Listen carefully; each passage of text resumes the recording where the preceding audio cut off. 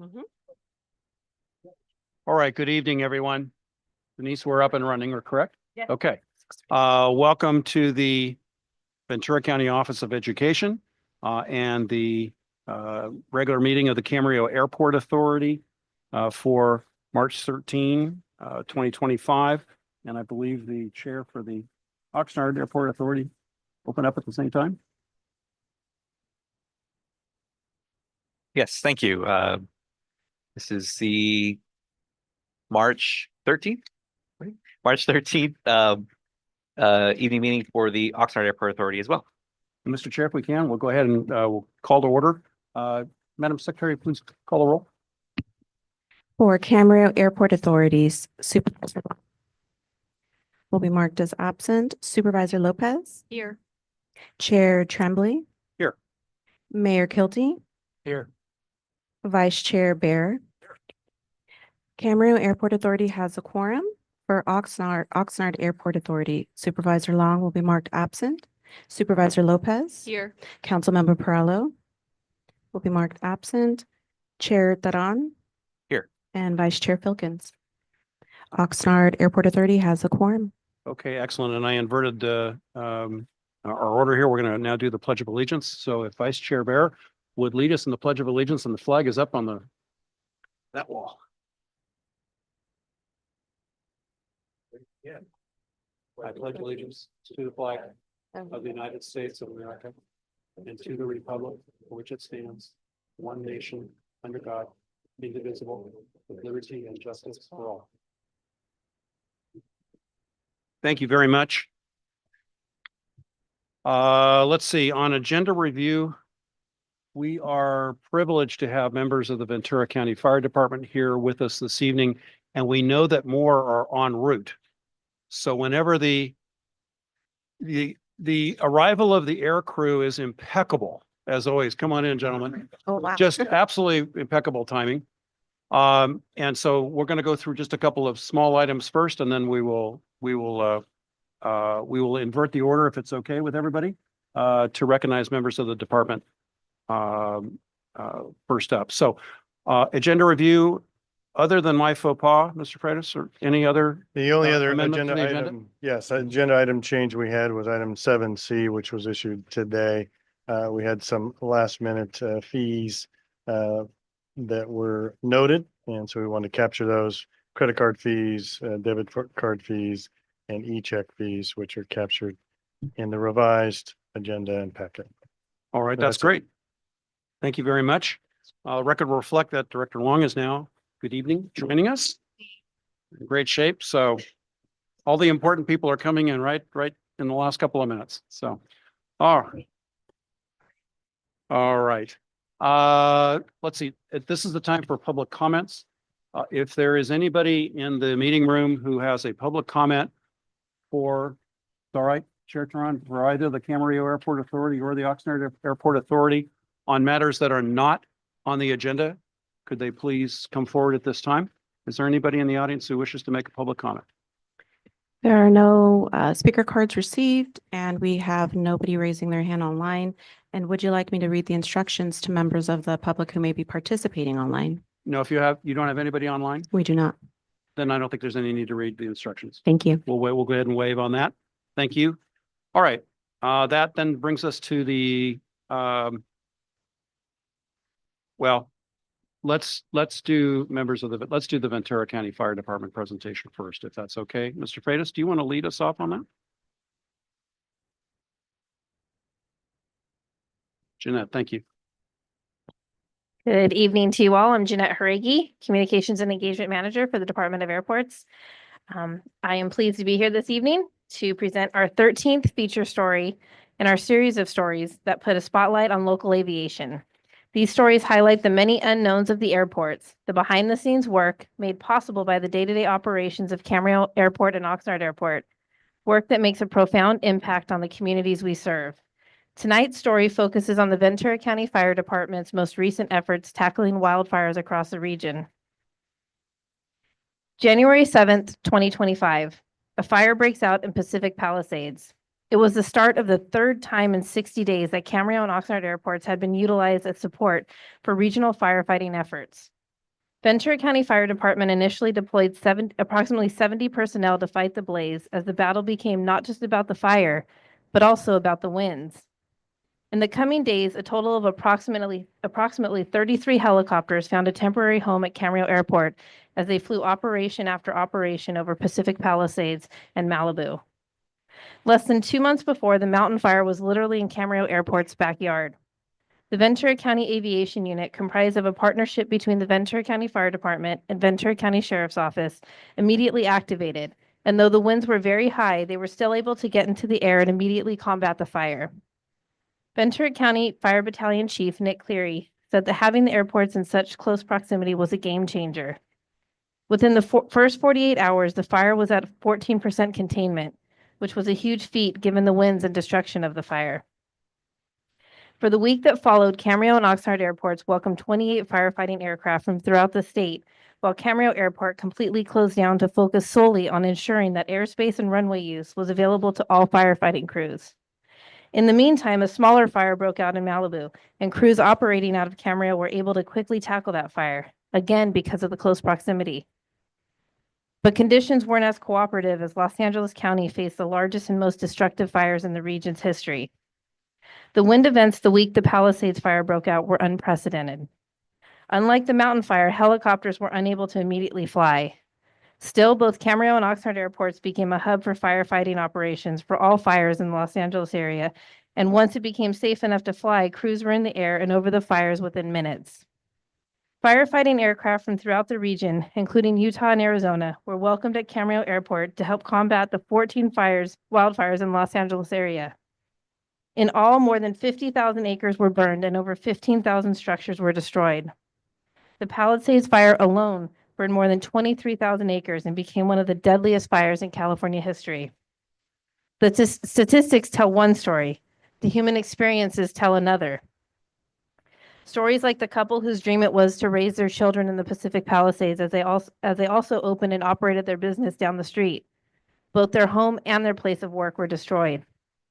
And then there was the family-owned feed store that became a staple in Malibu, a small remnant of days gone by, that was lost along with the oceanfront houses across the street that were featured in countless movies, television shows, and commercials as everybody's California dream.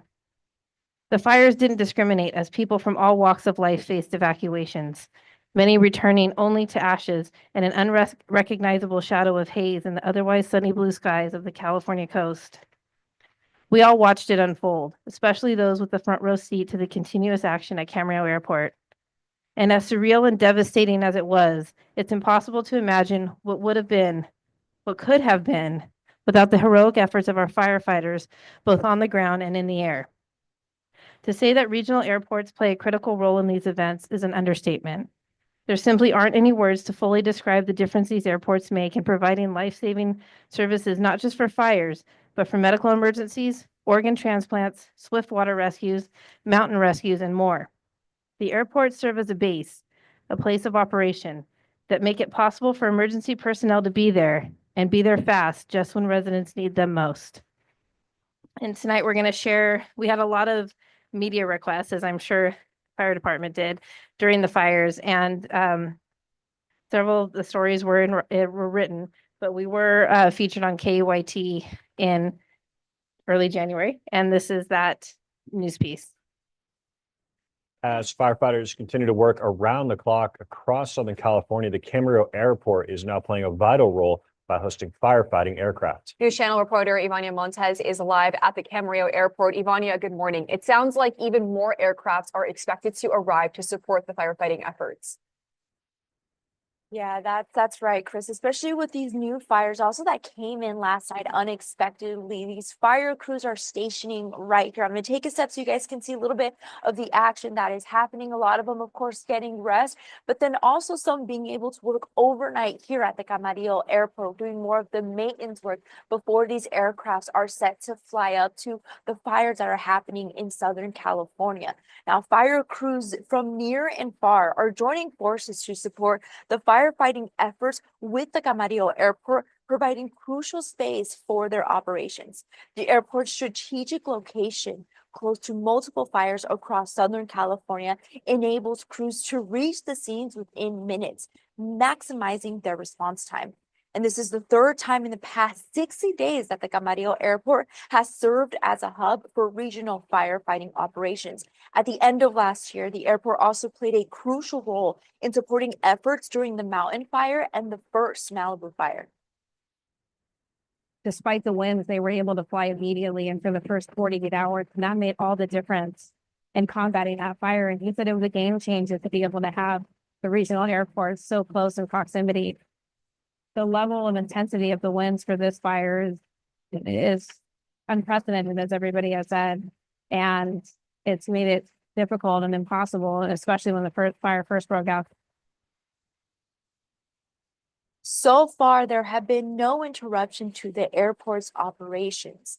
Ventura County Aviation Unit, which is based here in Camarillo Airport, is among those helicopters here contributing to the fire. And if we are able to come out here back live behind the airport where the mountains are, that's where you can still see some of that smog, the fog, excuse me, and some of the smoke that is still happening from the fires. But if we come back out here at the Camarillo Airport, again, they're stationed out here getting ready, have been going up and down, heading out to the fires all night long. And right now, crews are starting to wake up to continue with these fires. And when we arrived, winds were still super strong, super intense as we arrived. They seem to have mellowed out as of right now. But of course, we're going to stay on alert for these high winds. For now, live out here in Camarillo, I'm News Channel reporter Ivana Montes. Krista Joey, sending it back to you. Keith, you don't have to walk away. I was going to call Keith up because now we're going to honor the fire departments for their work. Thank you, Jeanette. Thank you for the work. I will keep it short. I've been doing this for a long time. You've heard me say that before, 35 years. I've never seen anything like this. Amazing work that these folks do. Complete, professional, unbelievable operation, not only for our fire that started in November and then the LA and Malibu fires subsequent. So we do, working with the authorities, both Oxnard and Camarillo, have a nice plaque, but I would like to introduce Chief Gardner to come up and introduce his team and talk about whatever he'd like to add to that. Thank you. That'd be great. Chief Gardner. Good evening to both boards. For the record, Dustin Gardner, your county fire chief. It's an honor to be here, to see this. We don't ever get to see these news stories because we're always out at the fire. And the reminder of what the airport did, these guys do these missions every day. I'm sure you're all aware, but we run a joint air unit here with our sheriff and our fire department. And the fact that we can do that successfully is an anomaly across the planet. But to do it at the level these folks do it at every day is amazing, because I don't know how many times those yellow and blue fire helicopters have saved our butts on the fire line and rescued countless people out of the mountains and out of the water. We were waiting for them because they were actually rescuing somebody off the coast this evening in these winds that you came into. So watching them fly in these winds, if you can imagine jettisoning 1,000 gallons of water coming up canyon with 100-mile-an-hour crosswind that these guys fly in is unbelievable. So my hat goes off to them every time I see them fly, and it's an honor to be here and receive this. We appreciate it. And it's also an honor to have this partnership, because you saw how many helicopters, right? Through that whole fire siege of October, and there were hundreds of starts. When we all remember talking about them. These guys launched IA resources day in and day out and 24 hours a day, which doesn't happen most places in the nation. So to be able to do that from a regional hub for our region was a huge part of our success, to have all these air resources right here in our backyard. And we want to thank the airport for allowing that, and for your boards for allowing us to do that, because if not, the turnaround times would have been much longer. The fuel times, the fill times, the rest times, it all would have taken longer. And when minutes count, we really like having all these folks right here. So I want to thank you for that, all of you for that, and thank you for the recognition. And if we want to do introductions, I can bring up Division Chief Jeff Shea. Jeff is our commander of the aviation unit from the fire department. He represents me in the aviation unit. If you want to introduce everybody that's here and what they do. Good evening, everyone. Again, Jeff Shea, Division Chief of the Ventura County Fire Department, and oversee the fire department side of our wildland and aviation unit. And really, I'm honored and humbled to be here tonight, and really certainly appreciative of the recognition, but the recognition obviously goes to the individuals here. And I think it's invaluable for you to be able to put a face and a name with the activities that we all see. So with that, we have Pilot James McGuire,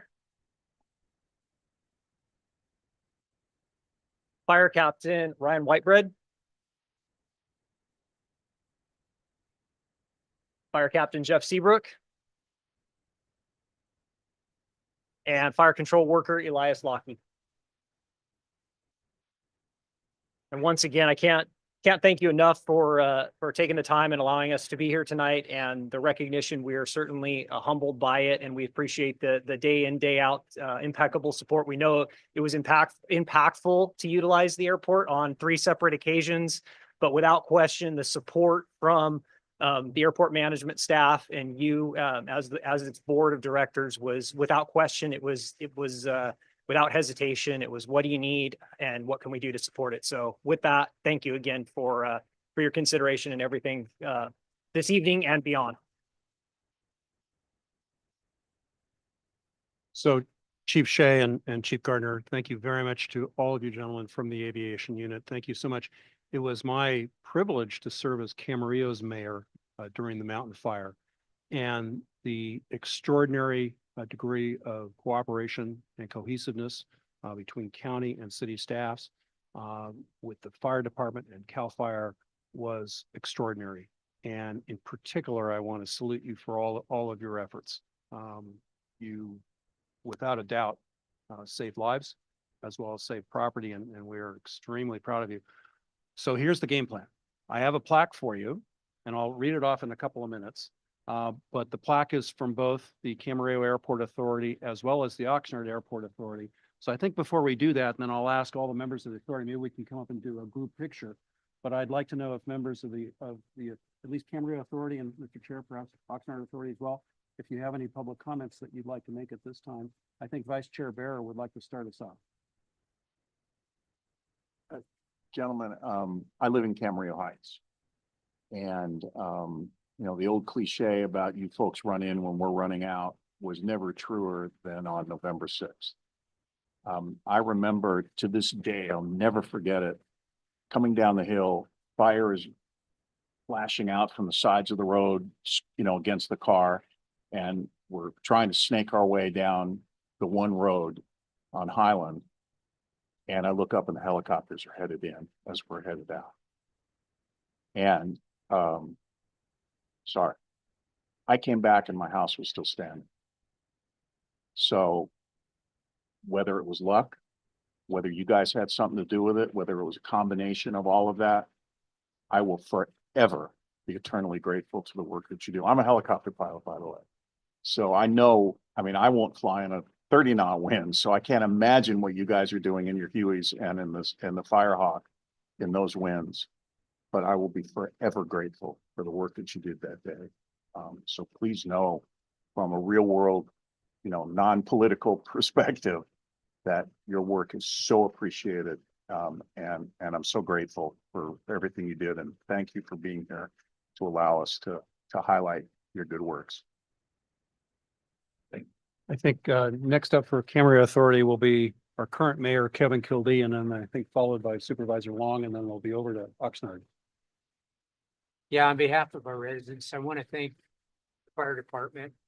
I'm a little biased. I think we have the finest fire department, not only in the state of California, but in the nation. We do. Every time that they knock on your door, you answer that knock.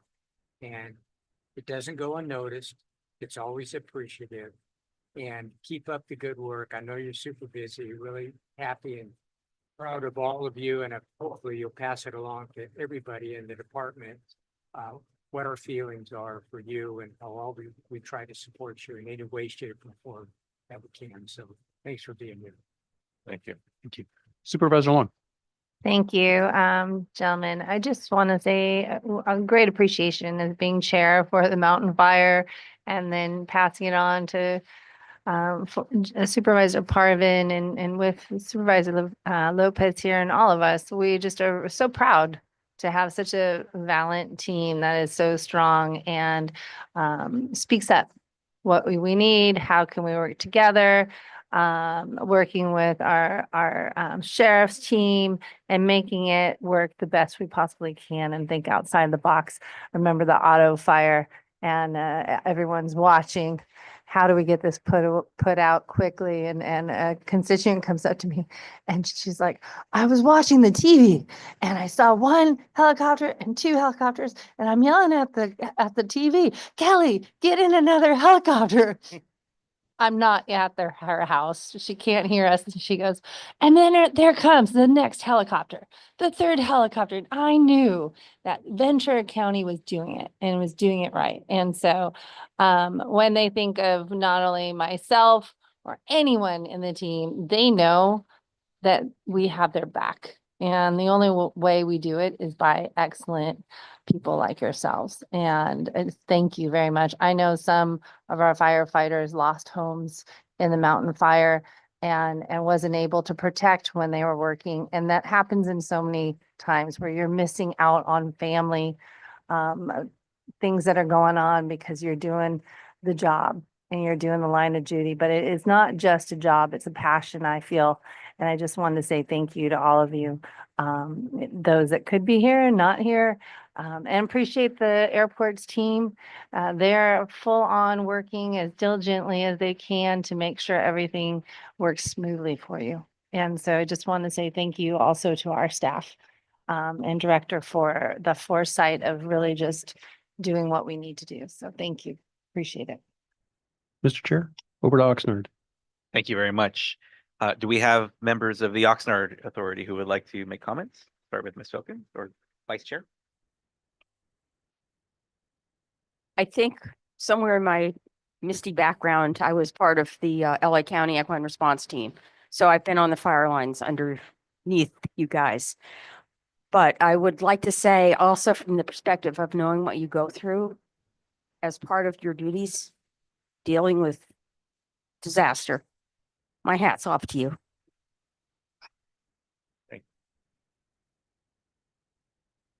Councilmember Perillo. Thank you to all of you, and I'd like to thank the people that keep these things flying and maintained in a state of readiness, and also the taxpayers that support the organization that needs to pay the bills. Thanks very much. Thank you. And Supervisor Lopez.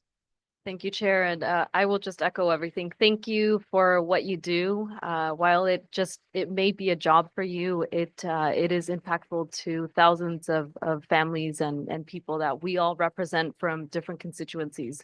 So just want to express my appreciation for what you do and for being willing to come today, especially just responding to another incident. But thank you for taking the time to allow us to recognize your hard work and the continued opportunity to partner across all our communities to serve everyone in Ventura County. Thank you. Thank you all. And I would just also express my thanks and full appreciation to every single one of you. The work you do is not without thanks. Know that the members of the public and this board or this authority, our staff, everyone appreciates everything. And I think our vice chair, Mr. Bear, said it very well that as is commonly stated, as folks are heading away from the emergency, you all are heading toward it in order to control and contain and do what needs to be done. I will share that I did have a family member who lost their home in the mountain fire. But knowing and looking at his street in the neighborhood, I know that it could have been much, much more devastating for so many others if it weren't for all of your work. And I just truly, truly appreciate all that you do and know that, from the bottom of my heart and from a personal thanks to all of you for everything. And lastly, and I imagine my colleagues would not, would be supportive of just offering condolences as well to the loss of one of your colleagues, Chief, and to all of our crew here. I note the bands that you have on your badge and just sending that forward. I know that this is not an easy job, and hearing the circumstances behind it, I just send my deepest condolences to all of you. It's certainly not lost on us. So, thank you very much. I'll turn it back over to you, Chair Tremblay. Thank you, Mr. Chair. And we have a tradition on our city council, when our colleagues are so eloquent, we just simply say ditto. So we are not being redundant. Please know that our Camarillo City Council last night adjourned in memory of Tommy Minadeo. And we hold him and his family in our thoughts and our prayers. And again, we're just extraordinarily grateful for all of you in the department, and in particular the aviation unit. So I told you we had a plaque, and so I want to just read very quickly the plaque and then present it. And then you're going to have to go through an excruciating group photo, I think. But what the plaque says is, through the County of Ventura Department of Airports, it says the Camarillo Airport Authority, Oxnard Airport Authority, and the Ventura County Department of Airports is pleased to extend appreciation and gratitude to the Ventura County Fire Department for the response to the mountain fire. The dedication and selfless work of the VCFD team continues to positively impact Ventura County residents. The ongoing partnership between Ventura County Fire Department and the Department of Airports remains a critical element of the collective mission of both Camarillo and Oxnard airports. And I want to thank airport staff and everyone for the opportunity to recognize and present this to you, and then we'll have to go figure out what our logistics are going to be for that photo.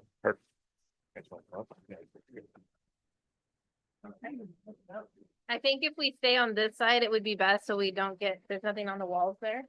Okay.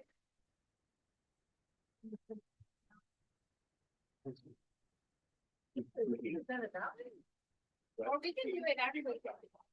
But if we all want to stand here, still work it. Is it like okay for you? You guys. Okay. And then, so in baseball photos, I kneeling down. I think, I'm sorry to shift everybody, but I think if we get those as well, Aviation unit right in the middle. Now we need to stand on 1 foot over here. But we have to get in a little tighter. We turn. Prom picture.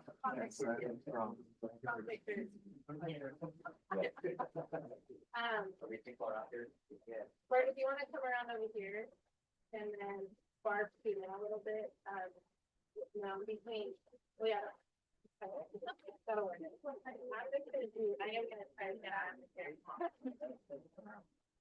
All right, everyone get silent.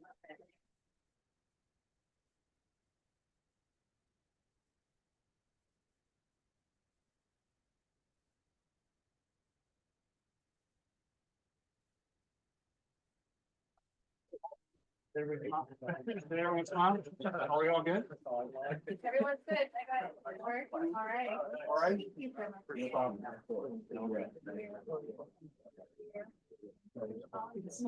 Nice to see you. Hey, I'm sorry I screwed up yesterday. I was supposed to be there and I lost my phone. I didn't know the station. I couldn't get it. Yeah, And I would curious. Thank you very much.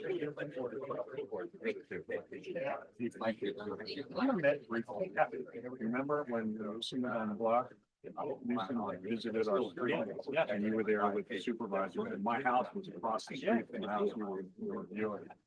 Yeah. I don't know.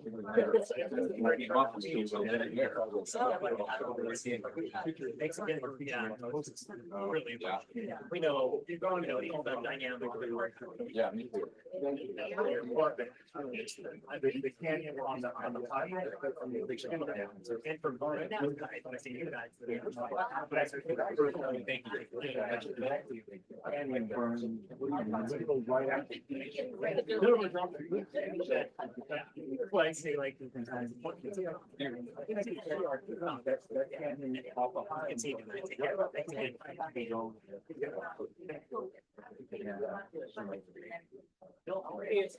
Thanks, Steve. Call everybody back. Doing okay? The way we did that? Okay. Yeah, I didn't check with you. we're good. Okay, okay, I'm super flexible. good. Oh, hey, guys, wait a minute. I was supposed to give it, yeah, that's what, you take it. You make sure it gets in? Yeah. Okay, thanks, Chief. Okay, cool. All right, good, we're good.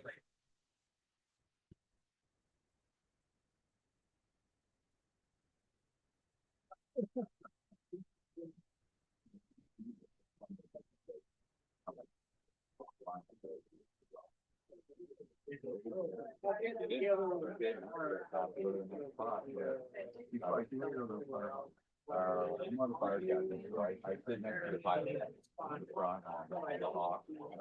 We rotate in here. Firefighting aircraft.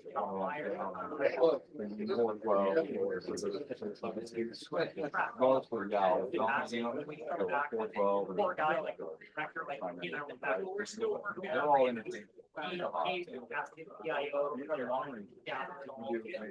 that's the only one that's not firefighting, right? Yeah. We do. But I mean, like that, we can get it work. Well, we call it local. We have one sitting there, right? Events.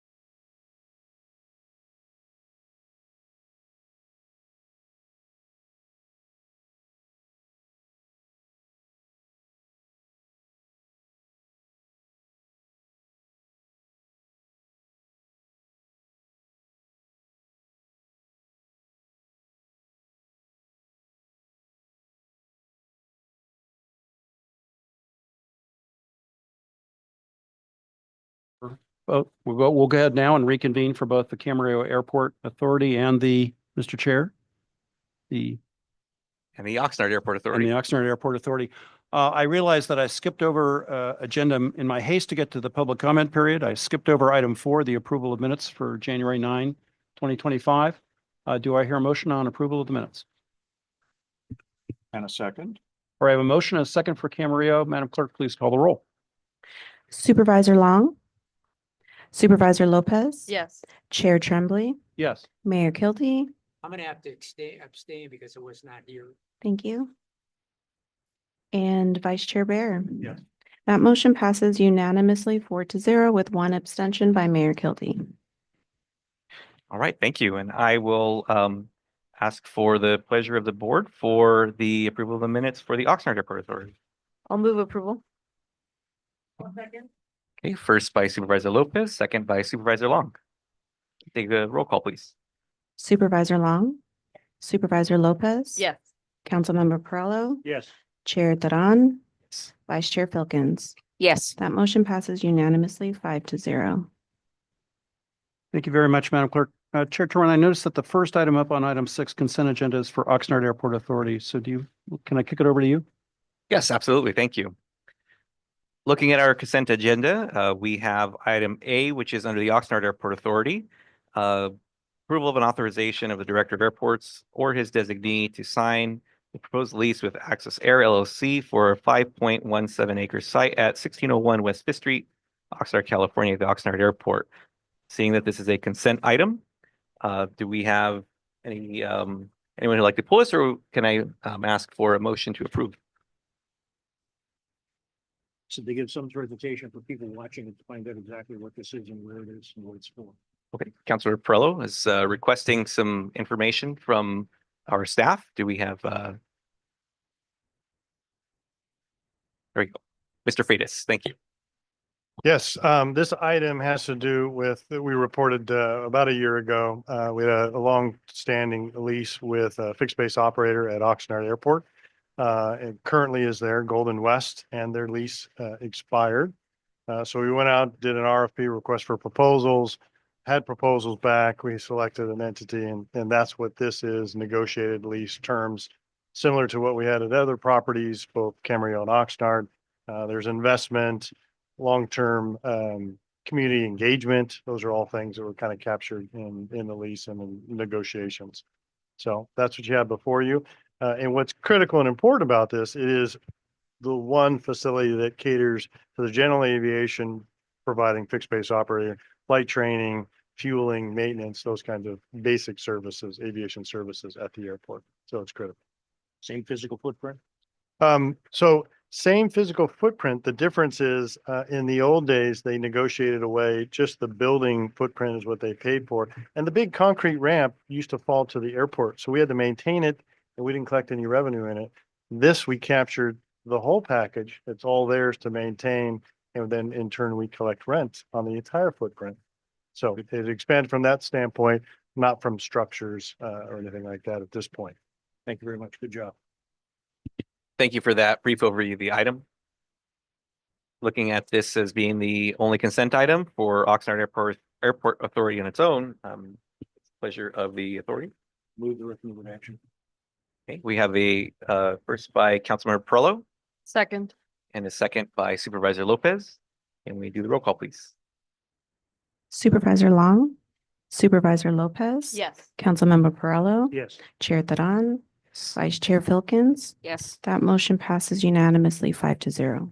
Thank you very much. Looking at item B, I'll send it over to Chair Tremblay, seeing this is a joint item, but Camarillo's listed first. All right, thanks, Chair Teran. I appreciate it. So our next consent item is item 6B, which is approval of the 5-year capital improvement program for Camarillo and Oxnard airports, together with a number of other associated and ancillary items. I don't know whether there are do any members of the Camarillo Authority have any questions relative to this item? Chair Teran, let me kick it over to you in case members of Oxnard have any questions with respect to this item. Thank you, Chair. Do we have any questions from the Oxnard Airport Authority? Seeing and hearing none. All right, then what I would do at this point then is entertain a motion from members of the Camarillo Airport Authority for approval of the item. So moved. We do need a second. I'll second that. Okay, we've got a motion and a second. Madam Clerk, will you please call the roll for Camarillo Airport Authority? Supervisor Long, Supervisor Lopez. Yes. Chair Tremblay, Yes. Mayor Kilty, Yes. Vice Chair Bear. Yes. That motion passes unanimously 5-0. Thank you. Chair Turan? Thank you. Do we have a motion from the Oxnard Airport Authority on approval of item B?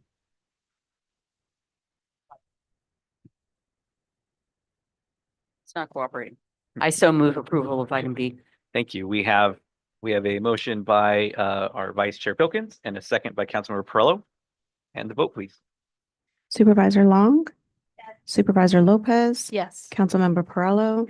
Chair Taran, Yes. Vice Chair Filkins. Yes. That motion passes unanimously 5-0. And just for the record, there were no public comments on consent items 6A or 6B. Thank you. Thank you. And before I send it back to Chair Tremblay, my apologies, I made a mental note of it, and that's what happens when I make mental notes. But just so we can have it for the record, Councilor Perillo did arrive at 6:41. Thank you. Is it kicked back over to me, Chair Turan? Thanks. Apologies, please. Okay, no, that's all right. I can't see down that far. So, okay, thank you. Well, let's move on to our regular agenda and item number 7. And this is a joint item 7A for both Camarillo and Oxnard Airport Authority. And it's a receive and file item on the report regarding recognition of alternate public members during the Camarillo Oxnard Airport Authority meetings. I just have a couple of initial comments I want to make. First of all, I want to welcome Mr. Temple, Tom Temple from County Council's office for joining us this evening. Thank you, Mr. Temple, for being here. For Mr. Kildee's benefit, as well as anyone else who's watching, this is an item that I asked for in January. I didn't advocate for it one way or the other. What I wanted was what I requested was a legal opinion relative to the matter, which is, I know, enclosed in our packet, and I won't steal your thunder, Mr. Freitas. Based on that opinion, I do have some practical concerns, but in any event, Mr. Freitas, could you go ahead and present on that issue? Yes, again, I won't go into the verbatim for the legal opinion that Mr. Temple did for the Department of Airports on this item. But in particular, is trying to clarify through all of it, and the question that was asked in the January meeting is, again, just to summarize, could the alternate or should the alternate members to the public members that sit on the Oxnard and Camarillo Authority sit up at the diocese with the members and or answer and engage. And so if you look through and in, again, our discussions, I had one-on-one with county council. The key for me to try to just distill it all down was, well, how would we make this work? And again, it is you are either a member of the authority, either Oxnard or Camarillo, or you're a member of the public. That's two places. So to have the alternate who is not sitting in for the public member who can't be there that night, they're a member of the public. So that's where it gets convoluted. I'm again trying to understand how we would make this work. Is if they wanted to sit up at the diocese, well, then that means every member of the public could ask and maybe should be offered to sit up at the diocese and or comment. Because again, you can't mix the two. When the authority is making comments and then the members of the public, there's a very distinct time in which those orders go. So I was trying to work through my mind how that would work after, my discussion with Mr. Temple, and it seemed very convoluted and challenging to make that work out. And then you get to, and going back to the history of the joint powers agreement, the balance of power was very distinct in the 2 council members and 2 board of supervisors, and kind of a tiebreaker public member, 5 was for each authority. So now you start messing a bit with that if now you have the public member and the alternate up there at the diocese, speaking, not speaking, what's their turn, those kind of things. Mr. Temple did a fine job of having other options. You could give more public time to anyone you wish as the chairs. You can do that. You can establish working committees, subcommittees, those kinds of things. So that's kind of my overall summary, but Mr. Temple is here to correct all the things I said incorrectly and fix. That's why he's here to be the fixer. But that's my general overview. Thank you. Thank you very much, Mr. Freitas. Chair Turan, what I'd like to do is ask members of the Camarillo Authority if they have any questions for either Mr. Freitas or Mr. Temple, and then perhaps we can go to any comments that we wish to make, if that's okay with you. Absolutely. Okay, great. Do members of the Camarillo Airport Authority have any questions for either Mr. Freitas or Mr. Temple on this matter?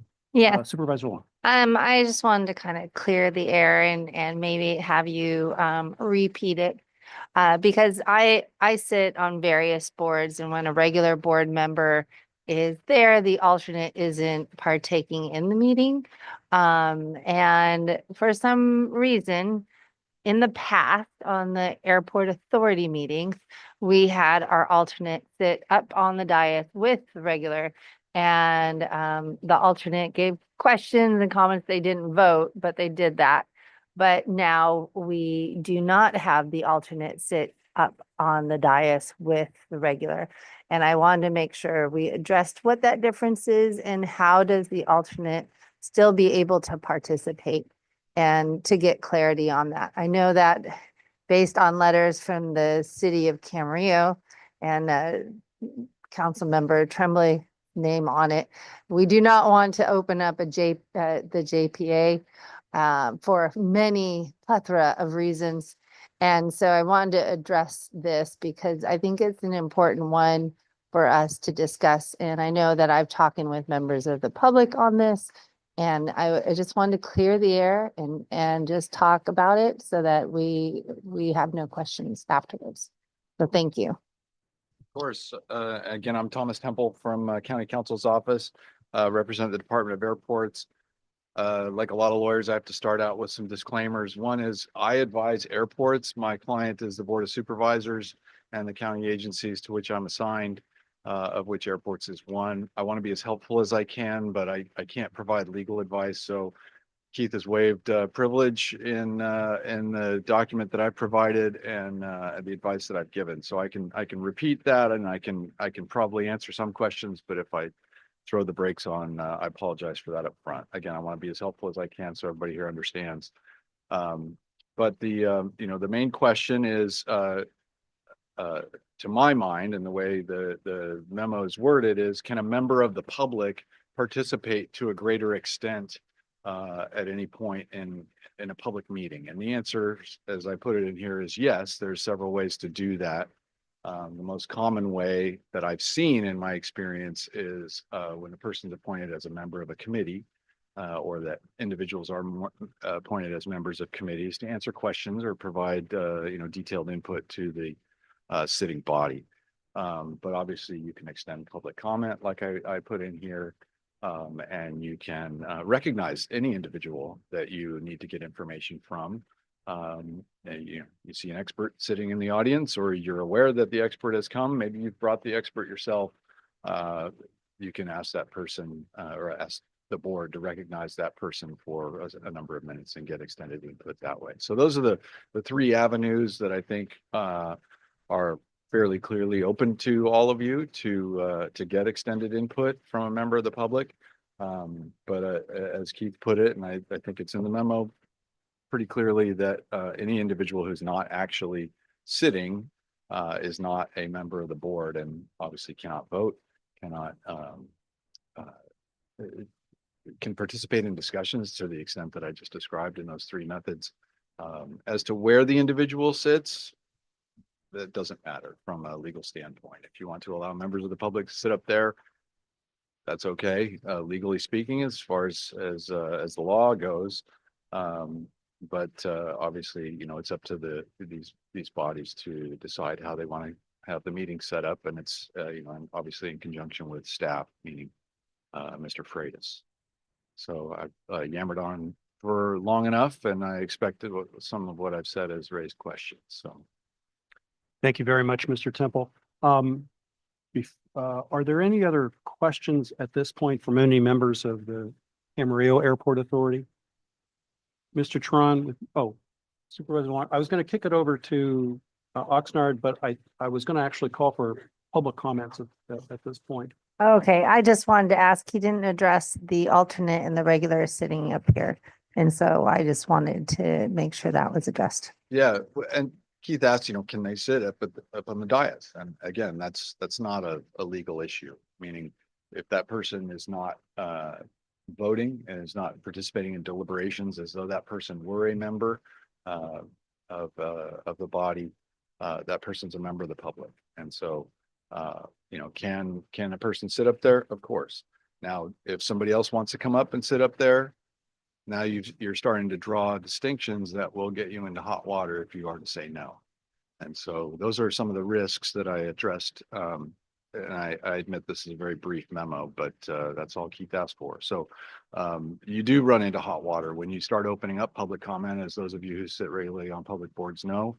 Your lawyers advise you of not commenting extensively on people who are making public comment and in essence straying from the agenda. And so that's just the one caution that I gave to Keith, is not the one caution, but that is one big caution that I gave to Keith, is that that's the risk that you run when you start doing, start messing with the way the meeting is ordinarily run. So you guys, you're an advisory body, you're not the Board of Supervisors, you're not a city council, and obviously flexibility in the way you do business is permissible up to a point, but those are the risks that I see. And that my office sees. I mean, my boss was fully on board with this, so. Thank you. Thank you, Mr. To Temple. answer your question? Gabe, Okay, good. Mr. Chair, maybe I can kick it over to you for any questions from your airport authority members. And then what I would suggest is perhaps we receive any public comments, and then we can make any comments as authority members as we deem appropriate, if that's acceptable to you. Yes, I agree to that. Thank you very much. Kicked over to you. Okay, so do we have questions from the Oxnard Airport Authority of Mr. Temple or Mr. Freitas? Okay, Councilor Perillo. Number one, I've asked in the past to have the county council here. I'm grateful that you're here. It's a specific item that you're here. Specific item that you're here. You did say if we saw an expert in the audience, we could call him up. What if that expert had already taken some public comment and used his time for public comment? Can you call him up a second time? Or do you need to get the permission of the chair and then I go to a vote, whether you get to call him up? So I apologize, I can't speak on the mechanics of it. Maybe it's just recognized by the chair. Maybe it requires a vote of the body. I can't answer that right now without thinking about it a little bit more. But yes, any member of the public, any person can be recognized. Think of it like as a witness. You know, if you were a grand jury, for example, you can call the witness that you need to call to have input testimony, if you want to think of it like that, on a topic that you think is important. So, you know, if you happen to know that so-and-so is an expert in something, you know, Madeline, what do you think about that? You know, that's certainly your prerogative to do. So that's the best I can answer that question. As to the specific mechanic. So for a little more clarity for me, so any member of the board or only the chair can do that? Again, now we're getting into the mechanics. Okay. I believe your boards operate so that the chair can recognize people. And if that's the case, then that's the way I'd recommend you do it. Okay, and then this is a little different, but we're here and I appreciate the opportunity you've given to ask a question. It might be a little odd, but it has always been peculiar to me that every member that sits on the Oxnard Airport Authority gets $50 for attending the meeting, while Camarillo doesn't get any. I've asked in the past, how come? And maybe you can't answer it tonight, but maybe you can bring an answer back to this. I mean, I don't know that I'm worth any member more than anybody on Camarillo, but I know both supervisors receive for Oxnard, and the council members, at least that's the understanding I have to do. And I had to fight like hell to make sure the public. Councilor Perillo. Yeah. I appreciate the question. I'm sure Mr. Temple has taken note of it. Just being mindful of what the agenda item is. Just Yeah, wanted I'm gonna throw a Brown Act flag. Okay, all right. But the comments will take them, and Mr. Freitas and I can have a conversation. Do you think you can get an answer back to us? I can get an answer back to Mr. Freitas. Thank you very much. I'm satisfied. Thank you. Thank you, Councilor Perillo. And clarity, no supervisor is paid for any meeting that we are attending. Thank you. Thank you, Supervisor Long. Did you have questions, Vice Chair? I do have one question. Sure. In terms of this process of, you know, you invite a public member to speak or who sits up there, shouldn't this be incorporated into the bylaws? Would that simplify it and maybe clarify it? So to answer that question, I'm going to tell you how I answer most questions like this is I'm not going to be in my chair in 10 years. Mr. Freitas may not be in his chair in 10 years, and none of you may be in your chairs in 10 years. Ideally, the bylaws would cover that to answer that question for our future selves, if I could put it that way. So yeah, ideally, it explains it, so these questions don't come up over and over again. But, and obviously you're free to amend the bylaws, as you see fit. Well, up to a point. Any other questions from the Oxnard Airport Authority? Okay, I'll send it back to Chair Tremblay. Mr. Chairman, okay, at this point, are there any members of the public who wish to offer public comment on this item? Chair Tremblay, we have received one speaker card from Bill Thomas on this item. Okay, great. Mr. Thomas, please come forward. We have a 3-minute limit. Thank you. See, that's one of the big points that I have on why I did this is the 3-minute limit. I'm William Thomas. I'm the alternate member for Camarillo. I wanted to point out that my objection to the just a member of the public.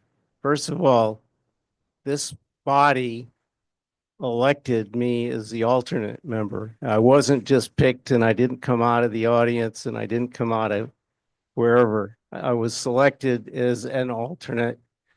For 20 years, the alternate members sat on the dais, as was discussed, could take part in the discussions, could be involved, but couldn't vote. The only person that could vote is the one serving as the member for the public. I think you lose a lot of involvement. Have we seen the Oxnard public member alternate at any of the meetings yet? I haven't. It's really hard to stay involved and go through 286 pages of agenda if you're not allowed to even make any comments when there's something that you actually know, unless you want to put a card together. It's just, to me, it's demeaning. It's not particularly worth my time. So that's why I brought it up. I'm not trying to, it's not a power play. The last thing I care about is coming to another meeting, but I think it's important for the public to be involved with the airport authority. And there's a lot of knowledge around. I think that there's 3 members on this panel that have been on the authority when I was on the authority. So, I mean, I've got a lot of experience, but it's good to have new ideas. So I'm not unhappy about that part, but that's my point. Thank you. Thank you, Mr. Thomas. Are there any other members of the public who wish to address the authorities regarding this matter? There are no further public comments. Thank you, Madam Clerk. So let's bring it back now. Okay, Chair Terrell, bring it back to any comments from members of the Camarillo Authority, and I can start off if you want. Everybody's jumping. Okay. Well, I'm the one who asked for this, and I didn't have I did not have an opinion on it one way or the other. What I wanted was to see whether or not there was some legal clarity on this. I want to thank you, Mr. Temple, for your memorandum. It was very well written. Speaking for myself, I'm certainly, I think Supervisor Long actually know this. I personally am not supportive of revisiting the bylaws for the JPA under almost any circumstances that I can imagine. I want to thank Mr. Temple and Mr. Freitas and staff for the clarity. I think this analysis has been helpful.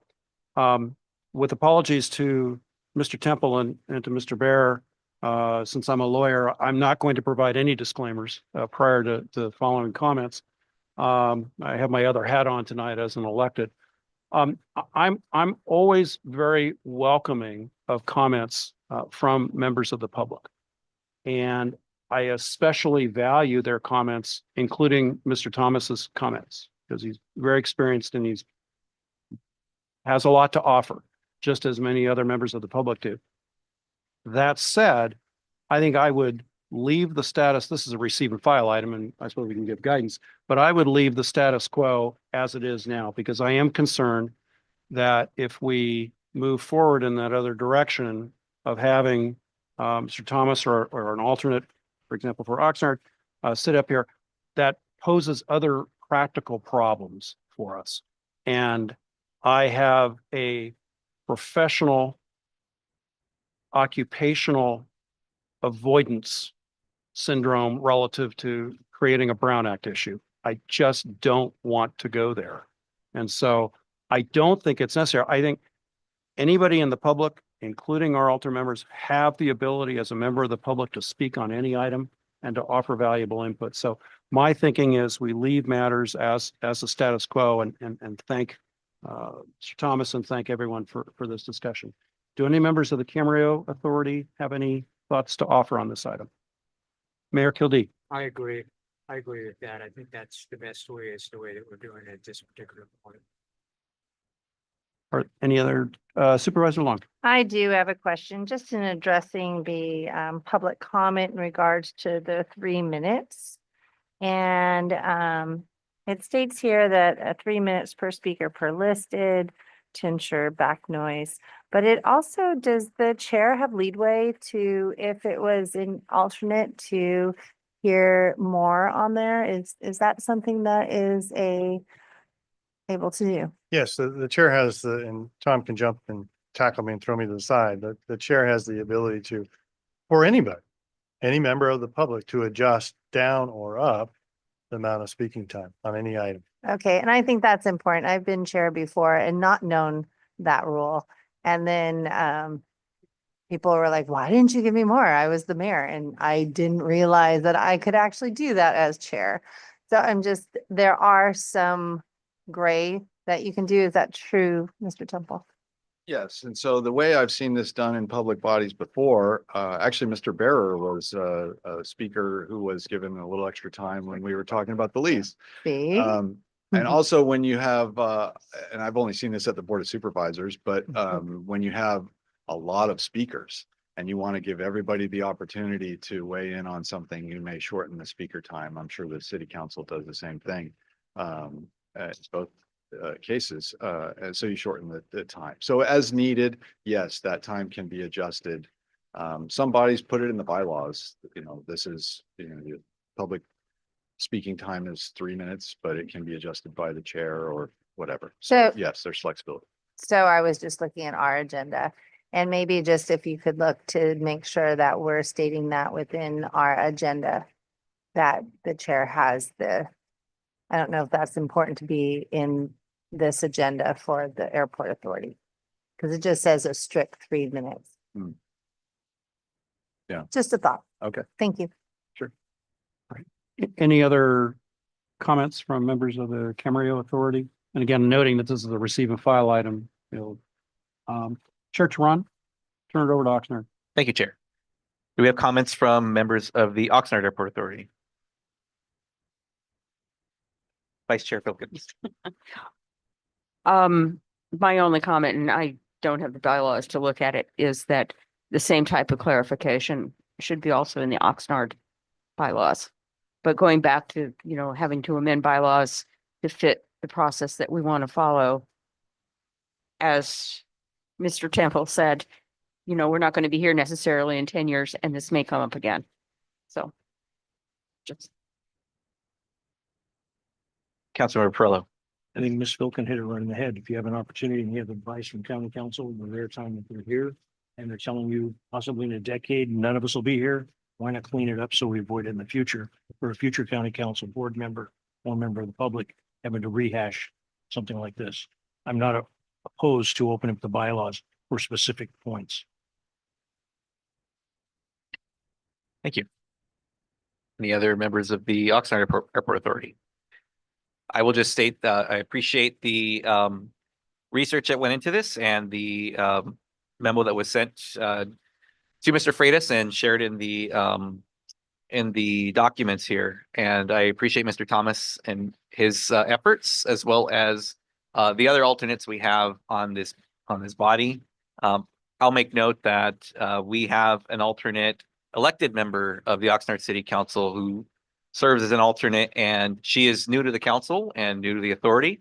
And in discussing that with her, I mentioned to her that nothing stops her from attending the meeting to see how it works. And she knows that she would be seated out in the audience in these chairs, or she's also welcome to view it on Zoom. And really, that's more for familiarity, seeing the agenda now that it's sent to her, and really being helping herself get brought up to speed on what's happening and staying abreast of what's happened in each subsequent meeting since her appointment. And I look at it in two ways, and they all fall to equity. The first is, as was mentioned by Mr. Temple, we certainly as a body could invite any member of the public, it seems, to come sit on the dais with us. If my grandma came to visit, we could have her join us as well. But then if my grandfather came and said, well, I want to sit up there too, my grandmother says, no, absolutely not. How is that fair, right? And I don't want to get in the middle of that anyways. But the point being that we have to treat all members of the public with equity in mind, and how the opportunities to interact with the airport authorities are being given to them. And the same thing goes with the timer, where if it's 3 minutes for every member of the public, I'm of the mindset that if we give somebody 4 minutes, everybody now needs to get 4 minutes. And that's just fair. Now, if there's an expert or somebody in the audience who has some incredible information we know can add to the decisions that we have to make, absolutely. I have seen that happen in other bodies where they're called to the podium and asked to answer questions from their subject matter expert at. But in this particular case, and again, I appreciate Mr. Thomas bringing this up, I was unaware of the past practice, but I do see the incredibly slippery slope that could cause if we have our alternates here on the dais with us, because again, if they can't vote, then they are essentially members of the public as far as the body goes. While they are alternates, I appreciate him taking the time to study the agenda so that if someone couldn't make it, or if Mr. Bear couldn't make it and he had to step in, he's prepped, ready to go. So that's what puts him at a little bit different level than members of the public, but any member of the public is welcome to read the agenda and be ready to be here and comment on it. The last thing I'll share is, and I share this with all members of the public, if they say, well, 3 minutes isn't going to be enough for me to share what I need to share with you, I invite them to talk to me individually. Let's talk. We're talking now. Tell me what you'd like to say so I can have it up there in my mind. But they also have the ability to email or send a letter to the clerk or the secretary ahead of time, shared with all of these members. So that way they can say everything they need to say. And now it's on us to review that and have that information when we're up here ready to make decisions. So again, thank you for bringing this item forward. Again, thank you, Mr. Thomas, for bringing this subject forward, and to Chair Tremblay for having it come to a public meeting for discussion. So with that, I understand it's a receive and file. So I think we're ready to move on. I'm done with my comment. I'll send it back to you, Chair. No, I concur with that.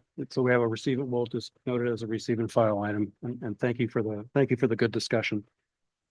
Thank you to Mr. Temple for being here this evening, and to all for the discussion. That moves us on to item 7C, which is a joint item, and it's approval of the department's fiscal year 2025-26 rent and fee schedule effective July 1, 2025. And we have a presentation. Thank you. Good evening, Chair Tremblay and Chair Tron. Authority members, I'm Madeline Hurley, the lease manager with the Department of Airports, and I'm here to present this annual review of proposed changes to our rent and fee policy. Can I have the slide? You received in your packet a red line of the existing policy and rent and fee document. And I'm just going to go through the high-level highlights here, which are up on the screen. The popular item listed first, which is there's no change to the hangar rents. We do have a change to the monthly utility fee. It's the first change in 3 years, last increase 3 years ago, from $11 to $15 a month. And you can see some of the other highlighted items here, some permit adjustments, labor rates are changed. The transfer fee is in place. That was waived for several years. Next slide, please.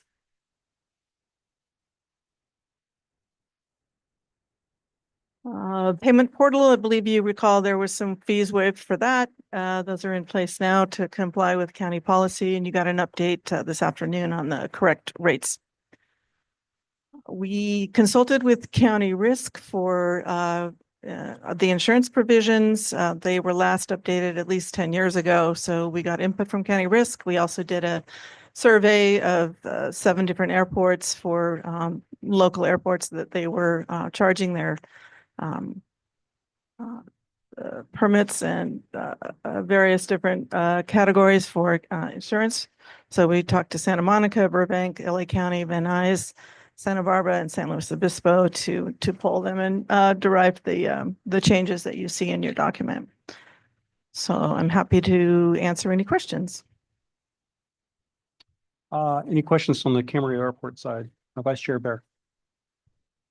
More of a comment than a question. I'd like to see, Keith and I talked about this, so it's no surprise here. I'd like to see some real world examples of what make up a pilot, 1,000-hour, 172 pilot, and what the increase in insurance requirements is going to cost that. I've got a call in my insurance broker, didn't get a call back today. I know Ms. Filkins has done something similar with her broker. To see whether the fiscal impact on users at the airport is significant. $50 a year, okay, that's one thing. Hundreds of dollars a year, well, we're going to look at whether it's necessary. So, and again, I've made the suggestion that we kick this can down the road to May and come up with those kinds of examples, that kind of data, so we can make informed decisions on behalf of the users of the airport. So it's a request for additional research. I think so. Yeah. Okay. Yeah. In my view, yes. A couple other things. I was really glad to see the fees were waived for unleaded fuel. The more we can do to encourage that, even though there's still controversy in the general aviation world about whether it's a viable alternative, there's been some issues. To the extent we can encourage it, help with pollution around our airport overall town, it's a great thing. And I mean, I get that we have to charge fees for the payment portal, but if we're going to encourage people to use the payment portal, if there's any way not to have fees, it just makes more sense. Otherwise, like me, I'm just going to have my bank send out a check every month, which means you guys have to receive it and cash it and process it and cash it and account for it, as opposed to an electronic transfer. But to spend another, whatever it is, even if it's only a few dollars, my bank will do it for free. So to the extent that there's any possibility of not having fees for the payment portal for tenants and whatnot, that I would encourage that. So this is under some pressure from the county treasurer's office, which is to comply with all the other departments that charge fees for their credit card use or debit card or e-checks. Well, it's unfortunate. And we did waive it, I think, for the last 2 years, so to encourage people to use the portal. Yeah, I get that, but it's still unfortunate that there's going to be even it's a small financial nuisance maybe on people to use the electronic portal. I'll just continue to send in paper checks, and you and I have had a discussion because my system glitched and I got a couple of months behind and had to quickly send you a check. But that's the nature of paper checks. So. Mayor Cody. Oh, sorry. I have a I'm retail. Jamal Ghazali, the accounting manager. We were the only department in the airport, the only agency in the airport that waived those fees. And our auditor controller's office pushed back and said, you can't do it. So It's unfortunate. yeah, it is. But, the future is electronic payments. And to tack on a fee when they're already paying rent and they're already, looking at an insurance increase and they're already paying taxes as part of their fuel purchases. It just seems like there's got to be a better alternative. But I hear what you're saying. He answered it. He answered the question. All right, other questions from members of the Camarillo Authority? Hearing none at this point, we'll have to ask for public comment at some point, but Chair Tron will leave that in your capable hands. Thank you very much. Do we have questions from Oxnard Airport Authority members? It's Vice Chair Filkins. Actually, for me, it probably wouldn't be a problem, but what got me was insurance limits on private aircraft. Specifically, not necessarily the $1 million smooth, because I think I'm already there, and I think a lot of us are, but the 250 per passenger and the 250 property damage. And so I just did a little bit of research with my broker, and some things came out, which is why I think it would be good to do a little bit more research before we solidify it. A lot of companies don't do the 250K, they do the 200K. And then the other concern possibly would be if might be okay with $1 million smooth, but it may end up having the insurance companies denying coverage to certain categories of pilots, such as if they're a student pilot that owns their own aircraft and they're learning to fly in it, or possibly experimentals or older pilots. So I think there needs to be not just the cost increase question, but also, make it so that people on the field can still get covered to meet the insurance requirements. So I'd be happy to bring that research back. I can give you, I passed some of it on to Keith this morning, and I can certainly give it to you here, and then we'll go forward. But he actually went through and looked at most of the major insurance companies with more research coming or more background coming. Thank you. Chair Toronto, Okay, any- on what Ms. Wilkins just said? Yes, Vice Chair Bear. Just as I was listening to Ms. Wilkins' comments, a thought just occurred to me. Let's assume there's going to be some sort of insurance increase just for discussion. It's 1,200,000. And if someone can't get that for a specific reason, like they're a student or they're aging out or something, they can apply to the idea being they can apply to the Department of Airports for a waiver for good cause having been shown. I'm a student pilot. I can't get, $1.2 million. I'm 75 years old. They're only going to offer me $100,000 sublimit. And then the department can make a decision whether to grant a waiver. It's just an idea. Thank you. Okay, thank you. Any other comments or questions from the Oxnard Airport Authority? Oh, Supervisor Lopez. Hi, thank you for the presentation and appreciate just the summaries of the changes. Would you be able to speak a little bit more to the fuel flowage, the unleaded fuel, what the usage or consumption has been like? And I do note that this will be reevaluated next fiscal year. So what would be considered in that process to either continue the waiver? I'm going to defer to Director Thank you. Freitas. At this point, we're selling about 1% of the unleaded because, as mentioned by Member Bear, there's still a lot of hurdles to getting STC, which is an approval to use that fuel in most aircraft. So it's not an easy just going up, filling up your tank. You need FAA approval to use it in your aircraft. So it's not there yet, just to drop in place. So at this point, it's about 1%.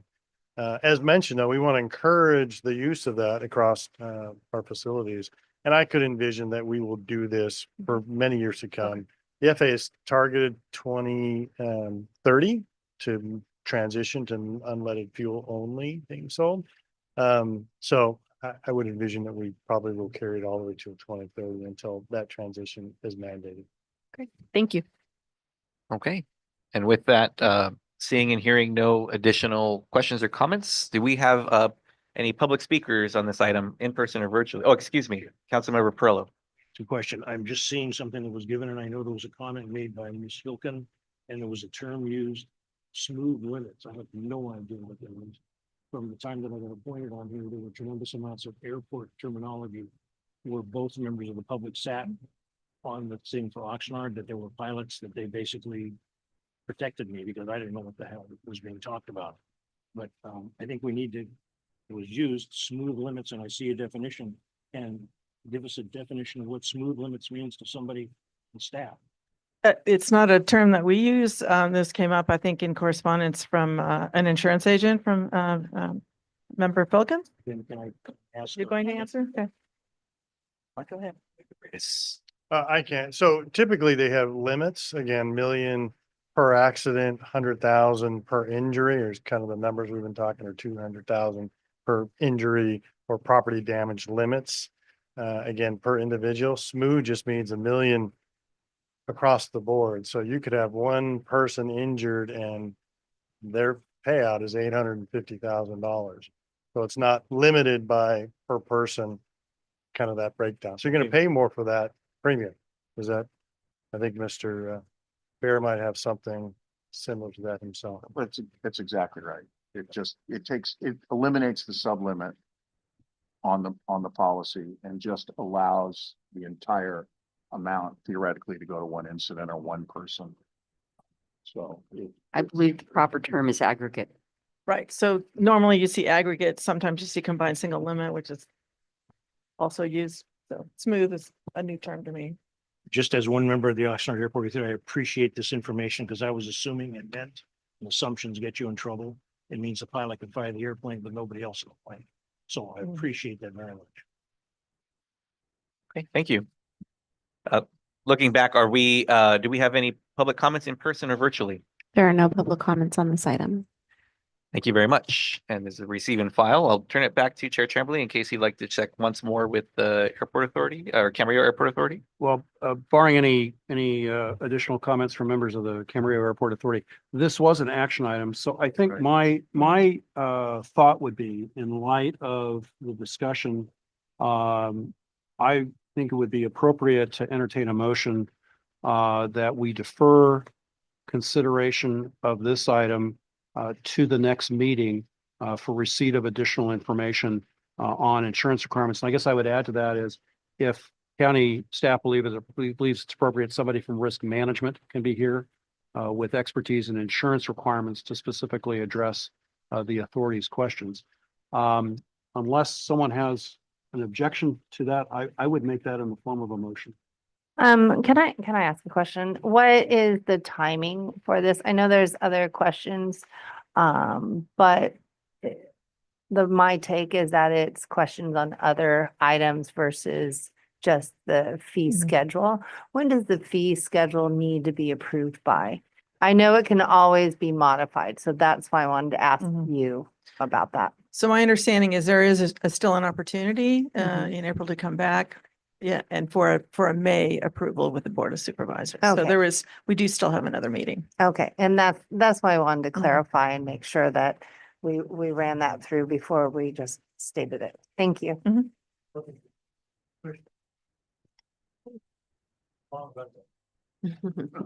My can't top that one. My understanding is Mr. Bear has a form of motion for the Camarillo Authority. I move that we defer on the rents and fee issue and voting on the rents and fee issue. So we'll get a little more information based on the discussion that we've had today, and either come back in April or May and see if we can get some more information to help us make decisions. Okay. Do I hear a second on that? All right, I have a second for Mayor Kildee. Madam Clerk, please call the roll. Supervisor Long, Yes. Supervisor Lopez. Yes. Chair Tremblay, I apologize. Yes. Mayor Kildee, Yes. Vice Chair Bear. Yes. That motion passes unanimously 5-0. Thank you, Chair Tron. Thank you very much. We saw we had an action taken by the Camarillo Airport Authority. I will open to the Oxnard Airport Authority on the pleasure of the board of the authority. Can I just repeat Scott Bear's motion that we may defer with an additional that I think it will not take very long to actually get the information through county risk management as well as the insurance companies that are the major underwriters. Just to restate your motion is similar to Vice Chair Bears, that we defer this to a future meeting. Is that the next meeting, May meeting? I think April. April. Thank So the same? Yeah. My motion, Chair Tron, my motion was to some future April or May meeting. Okay. So Same, we should have some same wording as Vice Chair Bears. I'll second that. Okay. So we have a first by Vice Chair Filkins and a second by Councilmember Perillo. Supervisor Long, Yes. Supervisor Lopez. Yes. Councilmember Perrello, Chair Taran, Yes. Vice Chair Filkins. Yes, and Doc- I wanted just to add one thing. I do commend Shirley for the work she's put in. So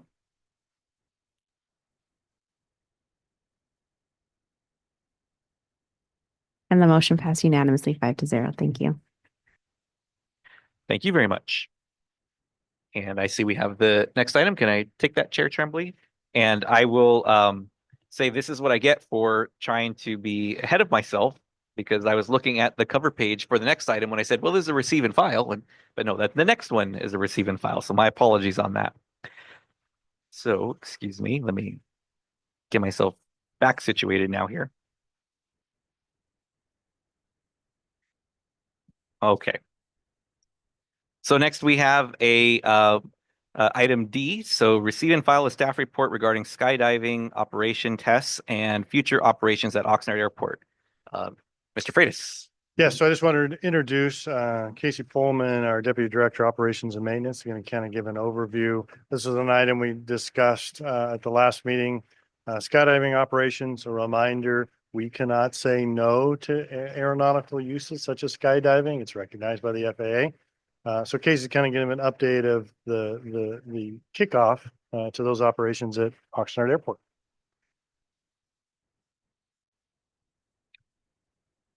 Good evening, Casey Pullman, Deputy Director of Operations and Maintenance.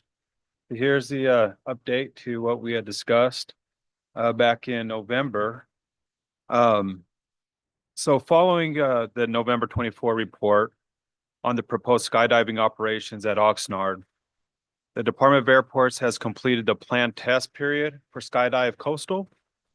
This update provides a summary of the test operations, challenges encountered, solutions implemented, and the current status. So the test operations commenced on February 18th, 2025 with Skydive Coastal, and they are an experienced operator with over 16 years at Camarillo Airport. The testing focused on operational safety, air traffic coordination, and community impact assessment. During the first 2 days of testing, we encountered some unanticipated noise concerns from community members. The initial landing zone in the northwest corner of the airport prompted the control tower to implement left-hand traffic patterns. Can I get a map, please? The original landing zone you can see is in the northwest corner of the airport. So unbeknownst to us, it wasn't part of our discussion with the control tower. We believed that the pattern was going to remain to the north and to the right hand. And during those operations, it wasn't for the entire day. It was just for those operations. They changed the pattern to the south and left-hand turn, which took it over the traffic over some community. And it just occurred a couple of times per day. They weren't jumping the entire day, just a few times. However, this change in traffic pattern increased over flights over residential neighborhoods during those specific periods. So working collaboratively with ATCT and Skydive Coastal, we quickly addressed these concerns by restoring the right-hand northern traffic patterns by day 2 of operations, identifying a new landing zone in the southwest corner of the airport. You can see there, that's the new, we adapted pretty quickly and identified that area, and the Skydive Coastal said that they could make it work, and they've been very good partners and not wanting to ruffle any feathers, understand what we're trying to do with our noise with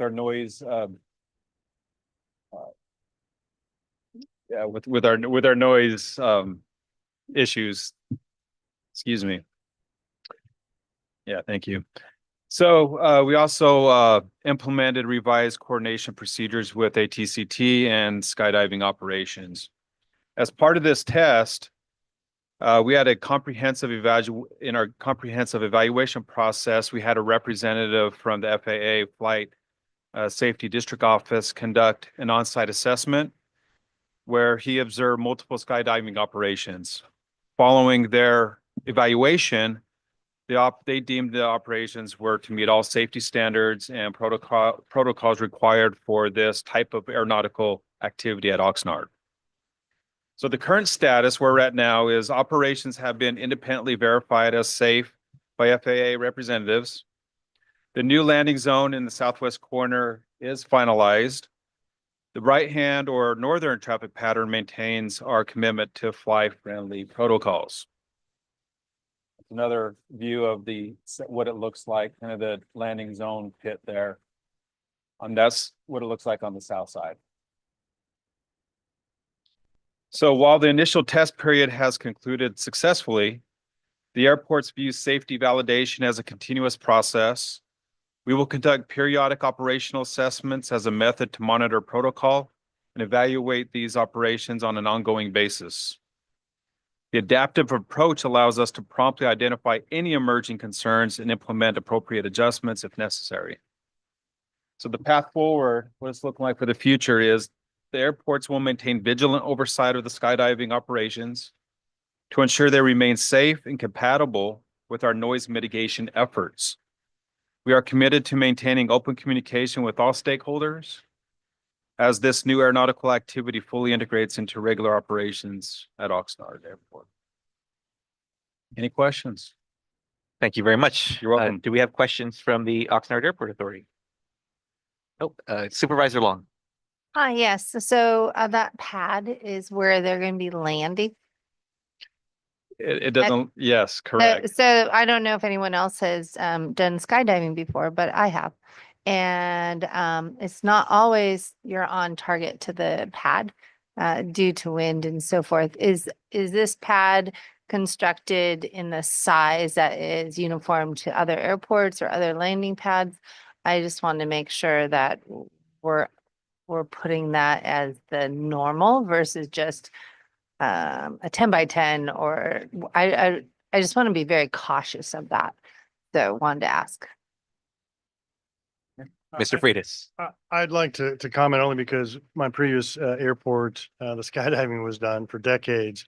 There was no pad. It was an open field of dirt and grass. That's all you had. So these folks, because they're doing tandem jumps, and more skilled and precise, it is a bay of pea gravel, so it's very soft and comfortable.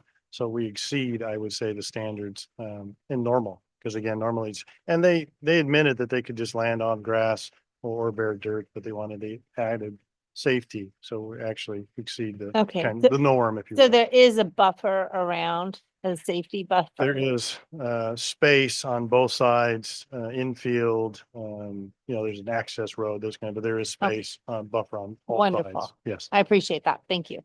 The pad, I believe, is actually, the pad on the south side is actually further from the runway than the pad was on the north side. And just so you know, last Sunday, it's been kind of an informal activity, but we kind of ran a little bit of a, what do I say, demonstration from the cockpit, where when they released, I took off with a student in the left side to see what kind of close encounter of the third kind might be. And it's pretty safe. Great. Given the wind, the wind conditions. So maybe we might have some video on the next meeting on that. We'll see. Thank you for that perspective. Councilor Perillo.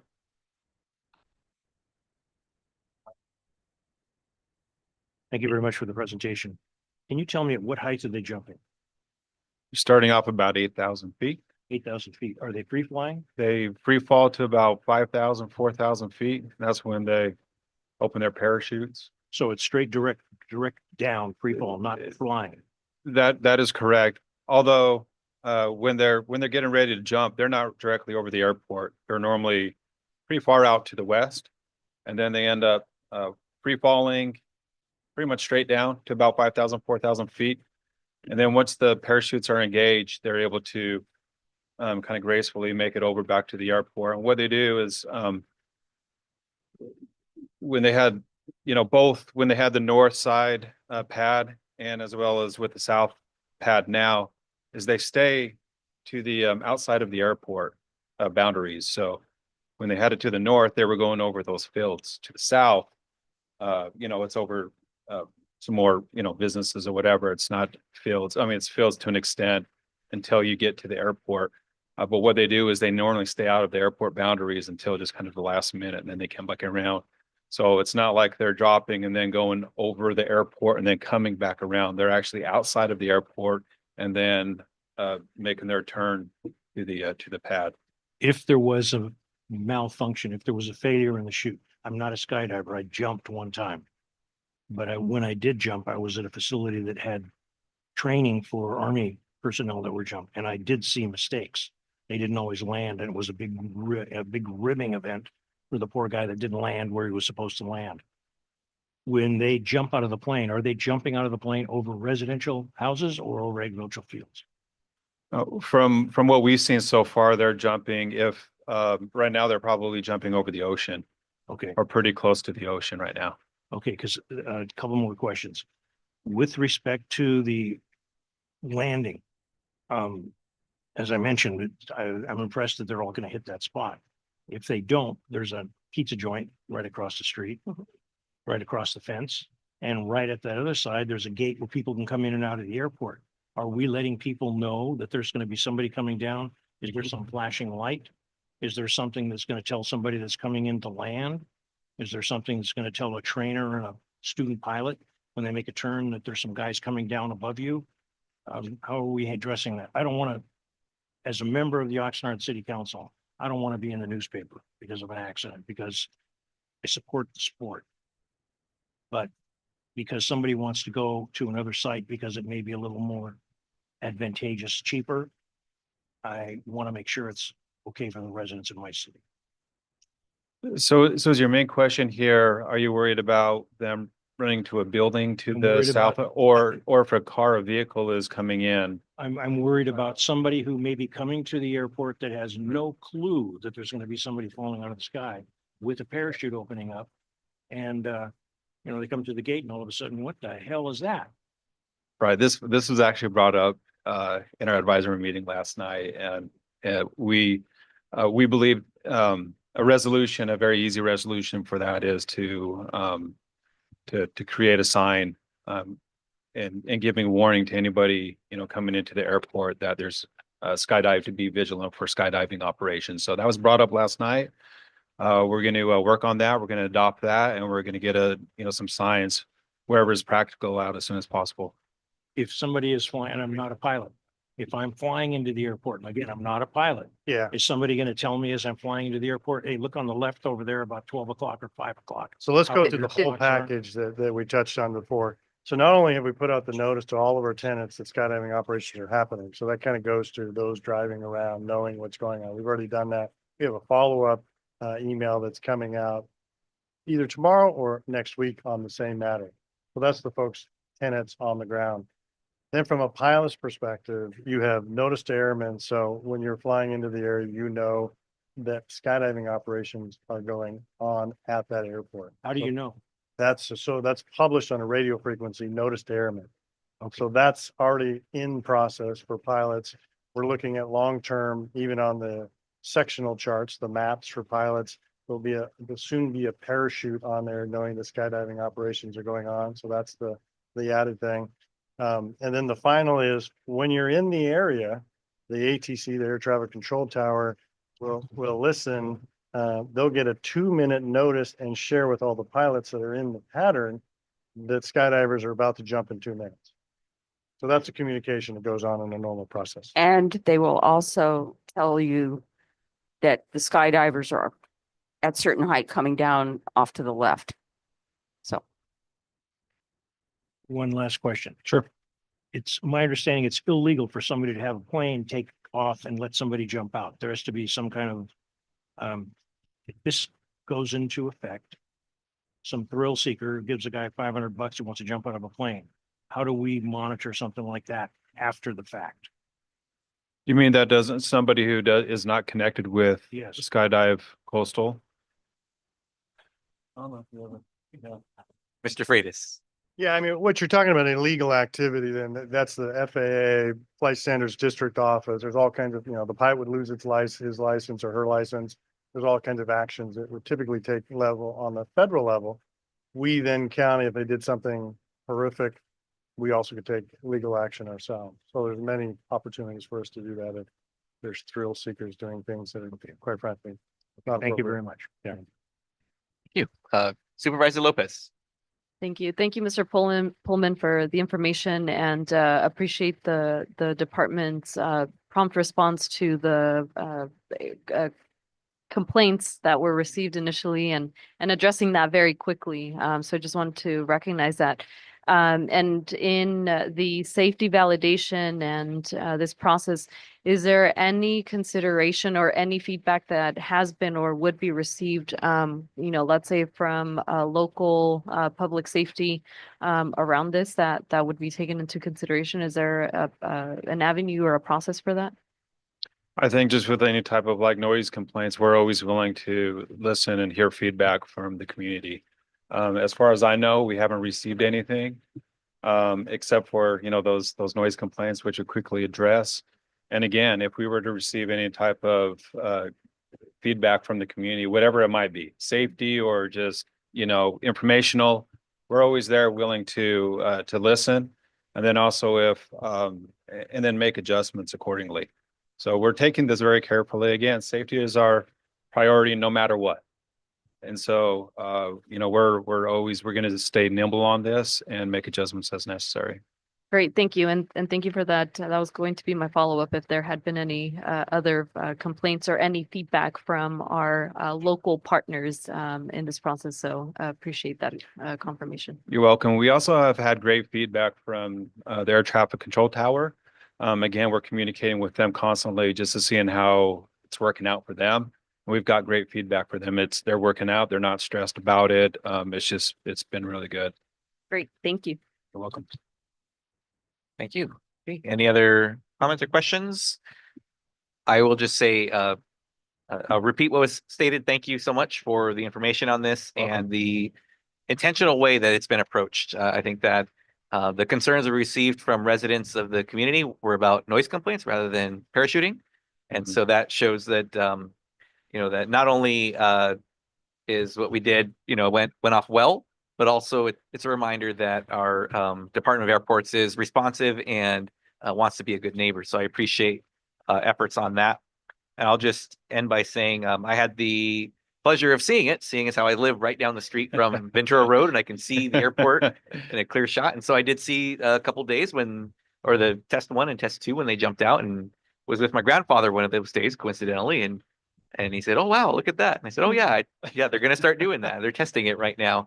And I let him know of my comment from last time when we had this as an agenda item. I said, if there's a concern that it may distract drivers driving on Victoria Avenue or Ventura Road, right, perhaps they'll take a moment to look up from their phones to see somebody jumping out of the sky. So, yeah, appreciate the efforts and the work on this. Look forward to further updates.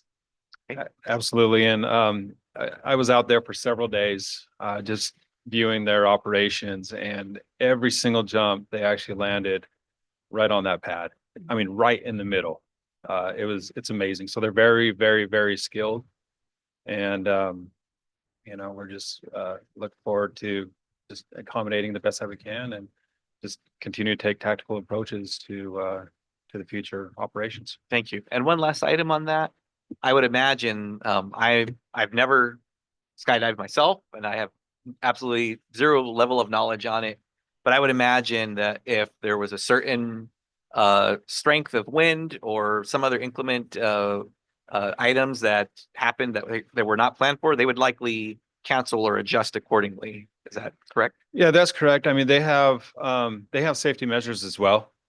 They're never going to jump when it's cloudy, when it's overcast out there. It's when the conditions are right. And again, you can never,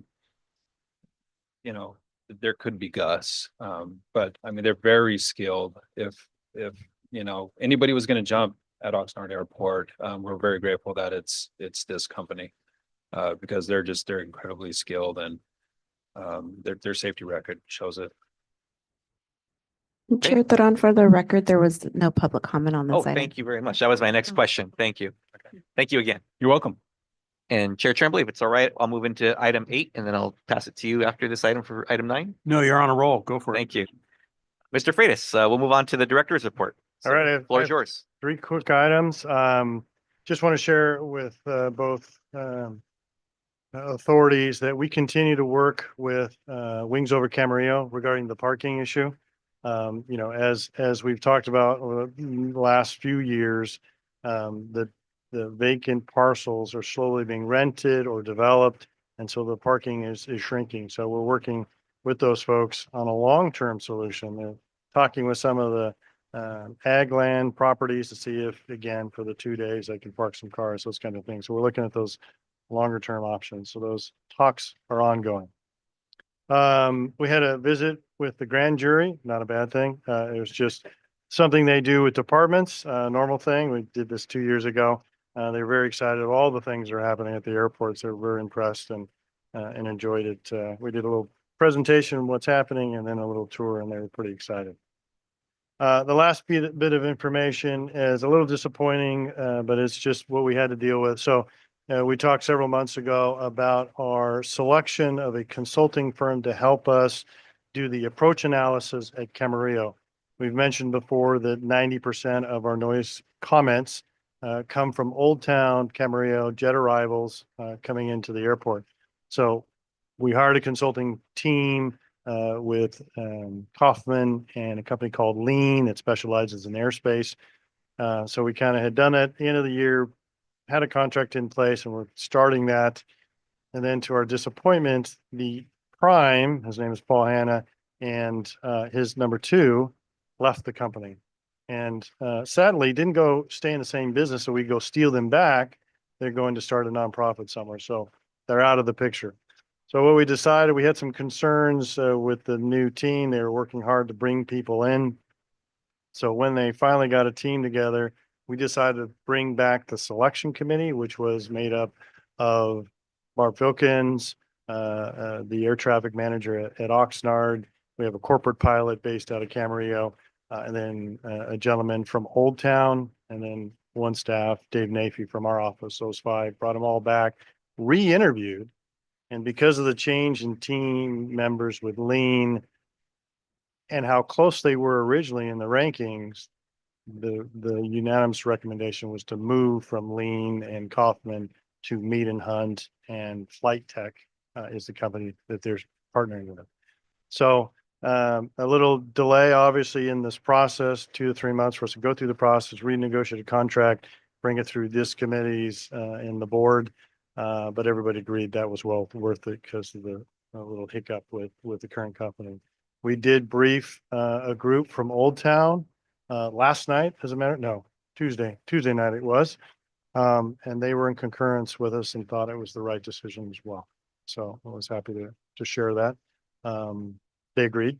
And so we're moving forward. A little bit of hiccup, very talented team, very knowledgeable. And we're sure that we're going to get to the same point with this new team. And we'll collect all the work to date from the old company and share that. We're not sure when. We want the new team to kind of come with their own ideas and then at some point share some of the ideas the old team had. But that's kind of where we are. And that's all I have. Thank you, Director Freitas. I'll volley over to Chair Tremblay for the next item.